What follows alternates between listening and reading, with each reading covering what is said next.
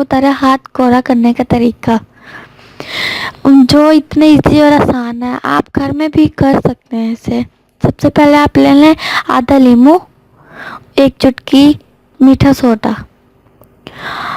अब आपको हम बताएंगे तरकीब।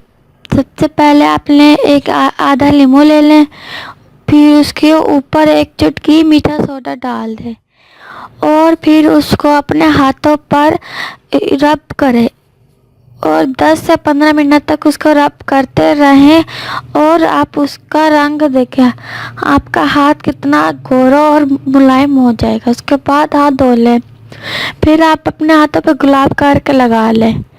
आप 1 से 2 महीने करें और आपका रिज़ल्ट आपके सामने होगा। अगर आपने हमारा चैनल सब्सक्राइब नहीं किया तो सब्सक्राइब करें, लाइक करें, शेयर करें और कमेंट करें। आपको